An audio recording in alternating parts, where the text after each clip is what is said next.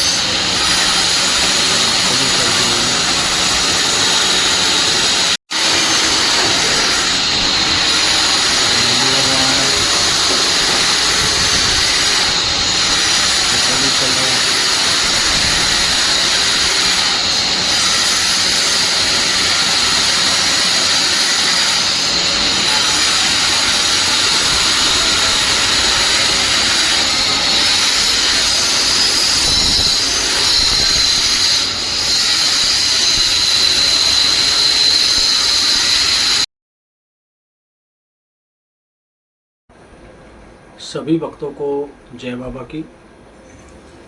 आप लोगों ने देखा होगा जो आपको ये दृश्य दिखाए वीडियो के माध्यम से शिव के स्वरूप का, नंदी जी के स्वरूप का और नागराज जी के स्वरूप का। तो यह स्वरूप कोई साधारण स्वरूप नहीं है, यह वही सतयुग का स्वरूप है जो सतयुग में महादेव शिवलिंग के स्वरूप में थे। वही स्वरूप तैयार किया जा रहा है, इस कलयुग में तैयार किया जा रहा है, हम इंसानों के माध्यम से ही तैयार किया जा रहा है। इस कलयुग में लोग कहते हैं कि जब कलयुग का अंत होगा तो कौन कौन से देवी देवता युद्ध लड़ेंगे, कौन कौन से देवी देवता किस प्रकार से कैसे कार्य करेंगे।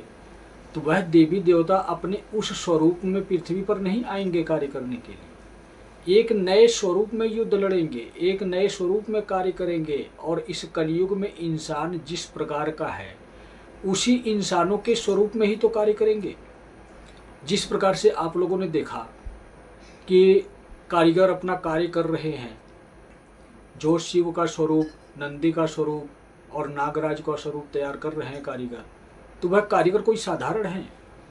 आपको दिखता है कि वह इंसान है, वह साधारण है, लेकिन आपको यह नहीं दिखता है कि उनके अंदर कौन सी ऊर्जा है, किस देवी देवता की शक्ति है, उनके अंदर से कौन उनकी चेतना को जगा रहा है, इतना सुंदर स्वरूप तैयार करने के लिए कौन उनको प्रेरित कर रहा है। तो यह कोई साधारण कार्य नहीं होता है। जो इंसान मन लगाकर कार्य करता है वही इंसान कामयाब होता है। और जो कारीगर इतनी भक्ति और लगन के साथ शिव का स्वरूप तैयार कर रहे हों, तो क्या वह लोग साधारण हो सकते हैं? वह इंसान साधारण दिखते हैं, लेकिन उनके साथ दिव्य आत्माएं हैं। वह उनको प्रेरित कर रही हैं, वह उनको प्रेरणा दे रही हैं कि मेरे शिव का स्वरूप, सुंदर स्वरूप इस प्रकार से ऐसे बनाओ, ऐसे अपनी कलाकारी इसमें दिखाओ। किसमें? शिव के स्वरूप में, नंदी के स्वरूप में, नागराज के स्वरूप में। तो सभी लोग अपनी अपनी जगह से अपना अपना कार्य कर रहे हैं। जितने भी देवी देवता इस दुनिया में हैं, इस पृथ्वी पर ही हैं, इंसानों के अंदर से ही कार्य कर रहे हैं। लेकिन इंसान है कि उनको देख नहीं सकते, उनको पहचान नहीं सकते। क्यों नहीं देख सकते, क्यों नहीं पहचान सकते? उन इंसानों के पास वह आँखें नहीं हैं जो दिव्य आँखें होती हैं, जो मन की आँखें होती हैं। हम अपनी इन आँखों से सांसारिक दृश्य देख सकते हैं, लेकिन मन की आँखों से इंसान के अंदर जो भगवान का स्वरूप होता है उसको भी आभास कर सकते हैं, देख सकते हैं, महसूस कर सकते हैं। तो हमारे पास भी दो आँखें होती हैं, लेकिन इस कलयुग में इन इंसानों के पास दो आँखें हैं दृश्य देखने वाली, वह दो मन की आँखें नहीं हैं, आंतरिक आँखें नहीं हैं जो अंदर का दृश्य देख सके कि इस कलयुग में शिव युग की तैयारी चल रही है, शिव के स्वरूप को तैयार किया जा रहा है। इस कलयुग में सतयुग के महादेव को पृथ्वी पर विराजमान किया जा रहा है। इसीलिए जो मैं आप लोगों से सहयोग मांगा था शिव के स्वरूप के लिए, तो इसीलिए आप लोगों ने सहयोग नहीं किया, क्योंकि आप लोग समझ नहीं पाए, आप लोग देख नहीं पाए, आप लोगों के पास मन की आंखें नहीं हैं। आप लोगों को यही लगा कि यह भी इंसान एक पाखंडी है, एक स्वार्थी है, एक छली कपटी है, अपने स्वार्थ के लिए धन एकत्रित करने के लिए इस प्रकार की वीडियो जारी कर रहा है, इस प्रकार से शिव के नाम पर लूट रहा है। तो देखो, सोच आपकी है, समझ आपकी है कि आप मेरे बारे में क्या सोचते हो, क्या समझते हो।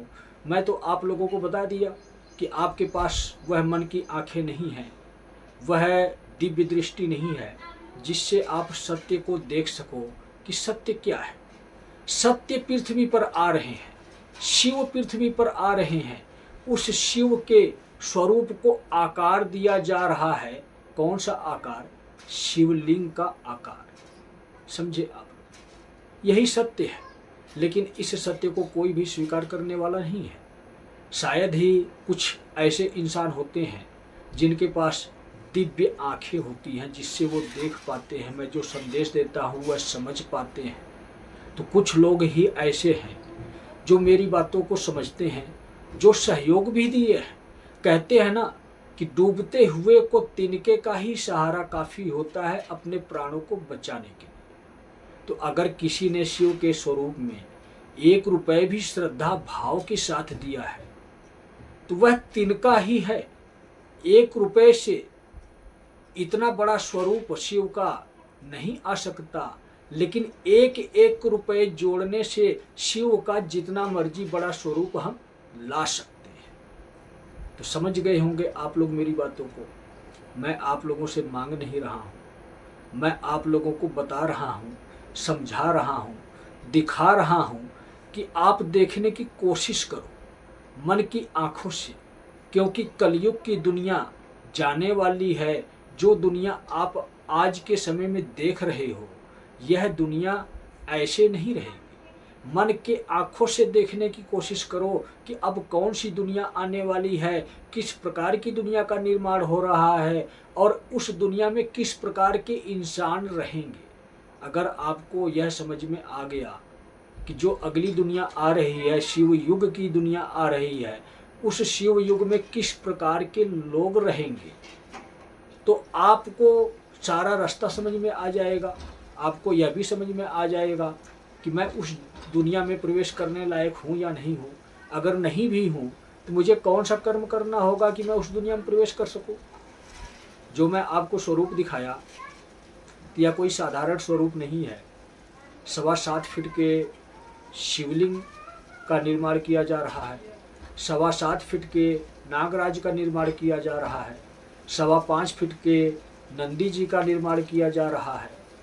तो यह उसी छोटे से ही मंदिर में तीनों स्वरूप विराजमान होगा और उसी छोटे से मंदिर को बाद में विस्तार दिया जाएगा। किस रूप में? शिव धाम के रूप में परिवर्तित कर दिया जाएगा। पूरी दुनिया का केंद्र होगा यह मंदिर, जहाँ पर यह शिवलिंग विराजमान होगा। तो इसी शिव की ऊर्जा के माध्यम से संपूर्ण दुनिया का संचालन किया जाएगा। अब यह बातें आध्यात्मिक लोगों को ही हजम होती है। सांसारिक दुनिया में जो अपना जीवन व्यतीत करने वाले साधारण इंसान हैं, चाहे वह ज्ञानी पुरुष हो, चाहे वह अज्ञानी हो, चाहे वह धर्मगुरु हो, चाहे वह नेता मंत्री हो, तो यह बातें उनको हजम नहीं होंगी। वह तो ये कहेंगे कि हमारे राम जी श्रेष्ठ हैं, हमारे कृष्ण जी श्रेष्ठ हैं, हमारे गुरु श्रेष्ठ हैं, हमारे भगवान श्रेष्ठ हैं। वह श्रेष्ठता में ही रहेंगे, क्योंकि अहंकार ही इंसान के जीवन के अंत का कारण बनता है। और यह सभी लोग, आप लोग जानते हो, सभी लोग गीता का पाठ सबको पढ़ाते हो, लेकिन अपने अंदर झांक कर नहीं देखते हो कि मेरे अंदर भी वही अहंकार आ गया है तो मेरा भी अंत होगा। यह आपकी समझ में नहीं आ रहा है, क्योंकि कलयुग है ना, आखिरी युग है ना। तो आखिरी युग में अधर्म अपनी चरम सीमा से भी क्रोश हो चुका है, जिसमें सभी इंसानों की बुद्धि भ्रष्ट हो चुकी है। अगर उसके आगे सत्य परोसा जाए तो उसको समझ में ही नहीं आएगा कि मैं खाऊं कि ना खाऊं, क्योंकि सत्य हजम नहीं होता है कलयुग में। और असत्य परोसा जाए तो वह इंसान खा लेगा। जैसे कहते हैं ना कि अगर एक मांस और मदिरा का सेवन करने वाले इंसान को काजू बादाम से लेकर दूध दही पनीर देसी घी तक सामने रख दो, उस इंसान को पसंद नहीं आएगा। लेकिन अगर मांस का सेवन करने वाला इंसान है, उसके सामने मांस परोस दो, मांस का पकवान परोस दो और शराब की बोतल रख दो, तो वह इंसान खुश हो जाएगा। खुश होकर ट्रिप भी देकर जाएगा, इनाम भी देकर जाएगा। तो कलयुग की दुनिया में ऐसे ही होता है, क्योंकि जो पौष्टिक आहार है वह इंसान लेना नहीं चाहता, और जो पौष्टिक आहार राक्षसों के लिए बना है, जो राक्षस हमारे अंदर बैठकर कार्य कर रहा है, उन राक्षसों के लिए मांसाहार का सेवन करेगा और इस परमात्मा के दिए हुए पवित्र शरीर को दूषित बनाएगा और राक्षसों को और आमंत्रित करेगा कि हाँ आओ मेरे शरीर में और राक्षस आओ, मुझे कलयुग का इंसान बनाओ। इस सोच के इंसान है। तो इसीलिए मैं कहता हूँ कि चाहे मैं जितना मर्जी आप लोगों को समझाऊं बताऊं, आप लोगों को मेरी बातें समझ में नहीं आएगी। मेरा काम है सत्य आप लोगों के सामने रखना, सत्य आप लोगों को दिखा रहा हूं, बता रहा हूं। अगर आज ना दिखाऊं और आज ना बताऊं तो कल आप ही मेरे बारे में चुगली करोगे, मेरी ही निंदा करोगे कि वह तो कल्कि हैं, वह तो काल पुरुष हैं, वह तो महाकाल हैं, और वही हमें बताए ही नहीं कि हमारे शिव आ रहे हैं, जो दुनिया के रचनाहार हैं, जो दुनिया के पालनहार हैं, जो दुनिया के अंत के स्वरूप में भी आते हैं। तो शिव की शरण में रहेंगे तो हमारी सुरक्षा भी होगी। युग परिवर्तन में किसी में इतनी हिम्मत नहीं है कि कोई इंसान हमें नुकसान पहुंचा सके, क्योंकि कलयुग में कलयुगी इंसानों का, बुरे इंसानों की सुरक्षा होती थी। लेकिन इस शिव युग में जो शिव की शरण में रहेगा, सिर्फ और सिर्फ उसकी ही सुरक्षा होगी। अन्य किसी भी देवी देवता को मानने वाला स्पेशल अगर कोई भक्त है तो उसकी भी सुरक्षा नहीं होगी। उसको भी शिव को स्वीकार करना होगा। सबसे पहले शिव की शरण में जाना होगा, शिव की भक्ति करनी होगी। इसके बाद दूसरे तीसरे नंबर पर अन्य किसी भी देवी देवता की भक्ति करे, वह भक्ति स्वीकार होगी, वह इंसान जीवित रहेगा। लेकिन अगर कोई इंसान इस अहंकार में रहता है कि नहीं मैं राम भक्त हूँ, मैं कृष्ण भक्त हूँ, मैं इनका भक्त हूँ, मैं उनका भक्त हूँ, वो मेरे प्राणों की रक्षा करेंगे, तो आज सत्य आप लोगों के सामने रख रहा हूँ। आप शिव के नहीं तो शिव आपको अपनी दुनिया में नहीं रहने देंगे, चाहे आप किसी के भी भक्त रहो। ये मैं आप लोगों को बता रहा हूँ, पूरी दुनिया में कोई नहीं आपको यह बताता होगा। सिर्फ इसलिए बता रहा हूँ कि जिस प्रकार से एक क्वेश्चन का हल निकालने के लिए किसी सूत्र का उपयोग हम करते हैं, गणित में भी आप लोगों ने देखा होगा, विज्ञान में भी आप लोगों ने देखा होगा कि उसका आंसर पाने के लिए हमें सूत्र का उपयोग करना पड़ता है। तो वैसे ही यह शिव युग है। शिव युग के नियम हैं 3। प्रतिदिन शिवलिंग पर जल चढ़ाना, प्रतिदिन ओम नमः शिवाय का जाप करना, और प्रति महीने शिव के नाम का एक हवन या यज्ञ करना, वो भी स्वयं करना। बिल्कुल आसान विधि है। तो चैनल पर आपको डिटेल मिलेगी कैसे क्या करना है। संक्षेप में आप लोगों को रास्ता बता दिया। जो इंसान यह 3 प्रक्रिया करेगा और इसके बाद किसी भी देवी देवता की भक्ति करे, पूजा पाठ करेगा, किसी भी स्वरूप में करे, किसी भी जाति में हो, किसी भी धर्म में हो, हिंदू हो, मुस्लिम हो, सिख हो, ईसाई हो, कोई भी हो, सबके लिए यह अनिवार्य नियम है कि पहले शिव की शरण और इसके बाद आप जिसके भी भक्त हो उसकी भक्ति करो, आपकी भक्ति स्वीकार होगी। अगर आप शिव को नहीं अपनाते हो, शिव की शरण में नहीं जाते हो, चाहे आप अल्लाह को बुलाओ, चाहे आप यीशु मसीह को बुलाओ, चाहे आप वाहेगुरु को बुलाओ, चाहे आप अन्य किसी को भी बुलाओ, कोई भी आपको बचाने नहीं आएगा। वह इसलिए नहीं आएगा क्योंकि शिव युग में महाकाल कार्य करते हैं, महाकाली कार्य करती हैं। जब इस दुनिया के राजा और रानी कार्य कर रहे हैं तो सोचो, राजा और रानी के साथ प्रजा भी काम करती है, सेवक भी कार्य करते हैं। और उस राजा रानी की प्रजा कौन है जानते हो आप लोग? सेवक कौन है जानते हो आप लोग? महाकाल और महाकाली के सेवक हैं ब्रह्मा विष्णु महेश, समझे? और उनकी अर्धांगिनी सरस्वती लक्ष्मी काली। और प्रजा कौन है? जो जितने भी देवी देवता बनाए गए हैं, जितने भी संत महात्मा कि दिव्य आत्माएं हैं जो सच्चे और अच्छे हैं, जो इस दुनिया में से शरीर का त्याग कर चुके हैं और दिव्य ऊर्जा के स्वरूप में उनकी शक्ति कार्य कर रही है। तो जितने भी देवी देवता संत महात्मा की आत्माएं हैं, तो वह सभी लोग उस महाकाल और महाकाली की प्रजा है, उस राजा और रानी की प्रजा है। तो जहां राजा रानी खड़े हो गए कार्य करने के लिए, अधर्म को परास्त करने के लिए, तो समझ जाओ आप लोग, ऐसा कोई देवी देवता नहीं है जो उनके साथ ना खड़ा हो, जो उनकी बात को ना मानकर, आपकी बात मानकर आपको सुरक्षा प्रदान कर दे। ऐसा हो नहीं सकता। आपको ये बातें सत्य लगे या झूठ लगे, मुझे इससे मतलब नहीं। मुझे मतलब सिर्फ इससे है कि मैं अपनी मर्जी का मालिक हूँ, सुनता सबकी हूँ, करता अपने मन की हूँ, क्योंकि मेरे मन में ही भगवान का वास होता है। अगर मेरे मन में भगवान रहेंगे तो मेरे तन में भी भगवान रहेंगे, मेरे रोम रोम में भगवान रहेंगे। और सच्चे मन से भगवान को लगाई हुई अर्जी कभी विफल नहीं होती है। सच्चे मन से अर्जी लगाने का मतलब ये होता है कि जो इंसान सच्चा होगा उसी की तो अर्जी स्वीकार होती है। अगर आपके अंदर छल कपट है, स्वार्थ है, तो आप जितना मर्जी भगवान को पुकारते रहो, ना तो वह आपकी अर्जी स्वीकार करेंगे, ना ही आपकी बातों को सुनेंगे। चाहे आप सारा दिन उनका नाम रटते रहो, राम राम, कृष्ण कृष्ण, राधा राधा, जो मर्जी जपते रहो, वह कभी नहीं सुनेंगे। तो सबसे पहले अपने अंदर की बुराइयों को निकालो, स्वयं को सुधारो, भगवान खुद आपको मिल जाएंगे। जिस स्वरूप में मानते हो उस स्वरूप में आपको मिल जाएंगे। अगर अल्लाह, अगर आप यीशु मसीह, अगर आप वाहे गुरु या अन्य किसी भी स्वरूप में भगवान को मानते हो, तो आपको उसी स्वरूप में मिलेंगे। लेकिन स्वरूप कौन धारण करेगा?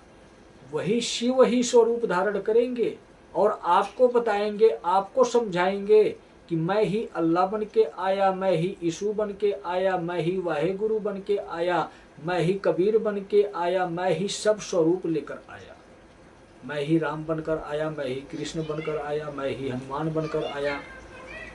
शिव ही सब बनकर आए हैं। जितने भी अवतार हुए हैं, जितने भी स्वरूप हुए हैं, शिव के ही स्वरूप है। शिव की बनाई हुई दुनिया है। और कलयुग में सभी इंसान समझते हैं कि कबीर साहब दुनिया चला रहे हैं, राम जी दुनिया चला रहे हैं, कृष्ण जी दुनिया चला रहे हैं, फलाना दुनिया चला रहे हैं, ढिमकाना दुनिया चला रहे हैं। लेकिन सत्य ये है कि जिसने दुनिया बनाई है वही दुनिया को चला रहा है। और सत्य ये भी है कि जिसने दुनिया बनाई है वही इस दुनिया को मिटा भी रहा है। और इस दुनिया को मिटाने का मतलब समझते हो आप? आपने किसी भी प्रकार का कोई भी व्यवसाय, फैक्ट्री, गोदाम या अन्य कोई भी कुछ भी आप समझ लो, जो भी 2 नंबर का पैसा लगा हुआ है, तो वह सब सुख संपत्ति, धन दौलत सब कुछ नष्ट कर दिया जाएगा। बचेगा तो क्या शेष बचेगा? इंसान का जीवन शेष बचेगा और उस जीवन में भी दुख पहुंचा दिया जाएगा। मतलब आपके जीवन में भी परेशानी आ जाएगी। आपके पास धन दौलत, रुपया पैसा जो कुछ भी है, कब आप रोड पे आ जाओगे, कब आप भिखारी बन जाओगे, आपके समझ में नहीं आएगा। क्योंकि कलयुग की दुनिया मिटाया जा रहा है। तो कलयुग की दुनिया में अधर्मी इंसान भी मिटाए जा रहे हैं, यह भी सत्य है। नहीं आप लोगों की समझ में आ रहा है ना, तो आप लोग देखना आने वाले समय में अगर आप समझ गए तो आपका जीवन बच जाएगा। आपको शिव अपनी शरण में ले लेंगे। अगर नहीं समझोगे आप, तो आपके जीवन को मिटा दिया जाएगा। क्योंकि शिव आ रहे हैं, संभल नगरी में आ रहे हैं, राजस्थान से आ रहे हैं, भानगढ़ से संभल नगरी में, बरौली रुस्तमपुर में आ रहे हैं। तो वही उनका सतयुग का स्थान था और वही उनका कलयुग का भी स्थान है। इस कलयुग में भी उसी स्थान पर विराजमान हो रहे हैं जिस स्थान पर सतयुग में थे। वहीं से उन्होंने त्याग किया था पृथ्वी लोक का, पाताल लोक में चले गए थे, राक्षसों की दुनिया में चले गए थे। और अब कलयुग का अंत हो रहा है, तो अब पाताल लोक का त्याग करके अब कलयुग का अंत हो रहा है, तो अब पाताल लोक का त्याग करके वह पृथ्वी लोक पर दोबारा से विराजमान हो रहे हैं। तो सिर्फ और सिर्फ भगवान के भक्तों को बचाने के लिए, अधर्मियों को मिटाने के लिए। इसीलिए आप लोगों को बता रहा हूँ कि यह कोई साधारण संदेश नहीं है। जिसने दिया उसका भी भला, जिसने नहीं दिया उसका भी भला, लेकिन जो देगा उसका शिव भला करेंगे, जो नहीं देगा तो उसका महाकाल भला करेंगे। महाकाल भला जब करते हैं तो समझो आप लोग मिट्टी में मिला देते हैं। शिव जब भला करते हैं तो फूल की तरह खिला देते हैं। तो आप फूल की तरह सुगंधित होना चाहते हो या इस मिट्टी में मिलना चाहते हो तो इच्छा आपकी है। मैं तो यही कहूँगा, देर से ही सही लेकिन समझ जरूर जाना मेरी बातों को। नहीं समझ में आए तो वीडियो एक बार देखो, 2 बार देखो, आज नहीं तो कल समझ में आएगा, कल नहीं तो परसों समझ में आएगा, और परसों नहीं तो चौथे समझ में आएगा। लेकिन अगर चौथे में समझ में नहीं आया तो 5वें बार आपको मौका नहीं मिलेगा, क्योंकि यह 5वां युग ही शिव युग है। तो शिव युग में आपको जाने नहीं दिया जाएगा। जब आप शिव युग में नहीं जा पाओगे तो इसका मतलब क्या कलयुग में रह गए आप।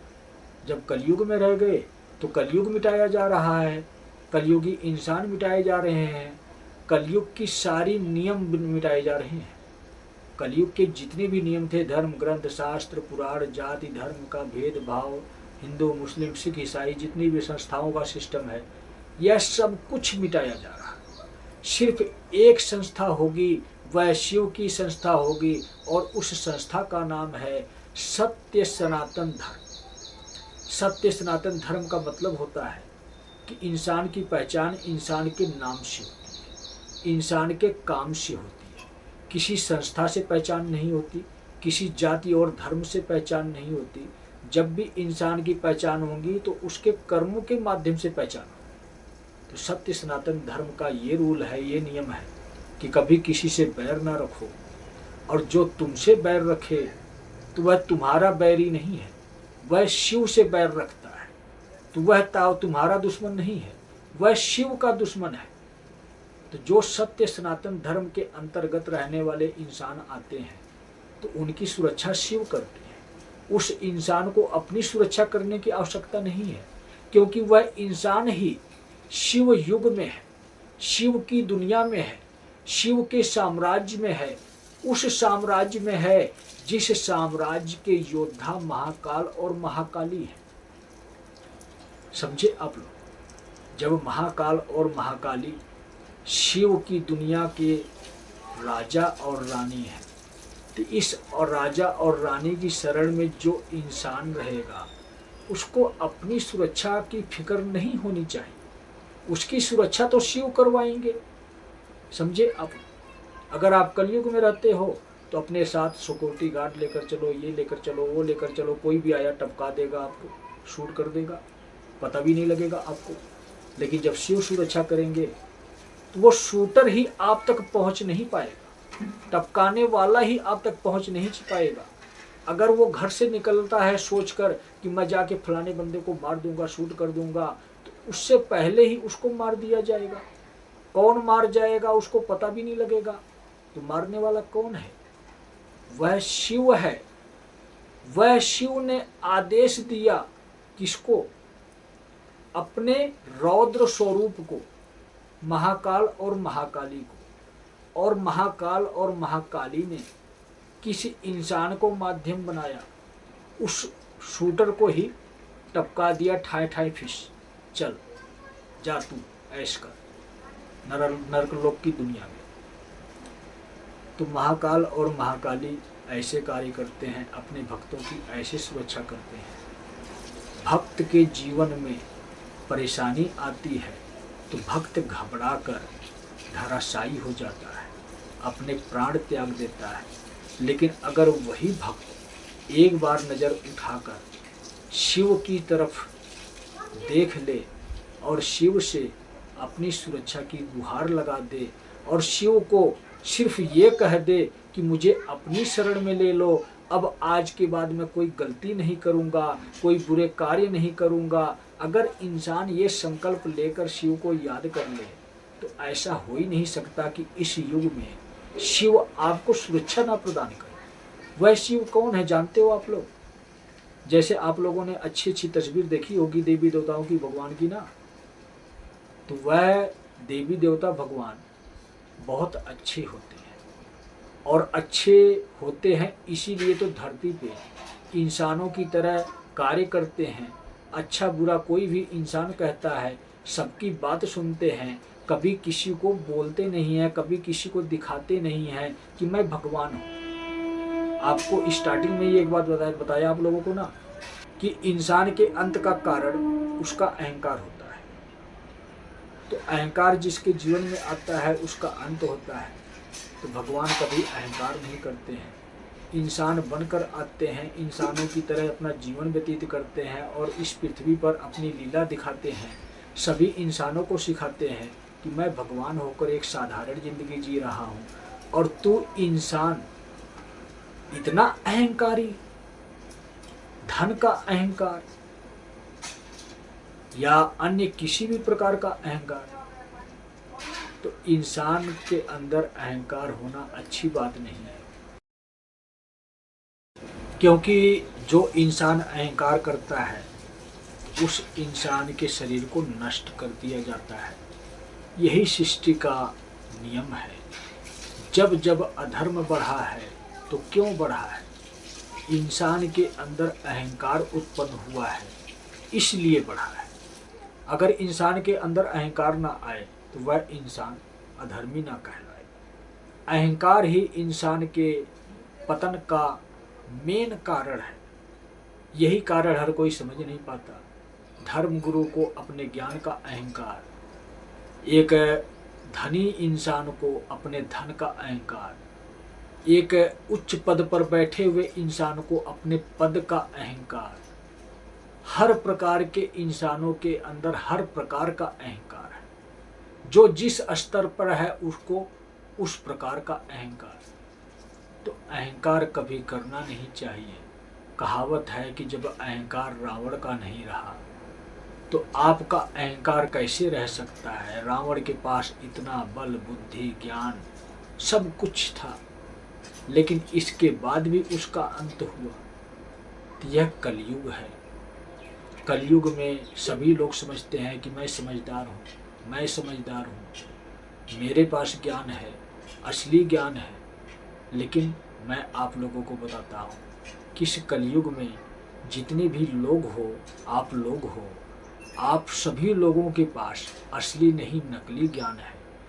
जिस इंसान के पास अपना स्वयं का ज्ञान होता है, आत्मज्ञान होता है, अपना स्वयं का मंथन जो इंसान किया होता है, उसी इंसान के पास असली ज्ञान होता है।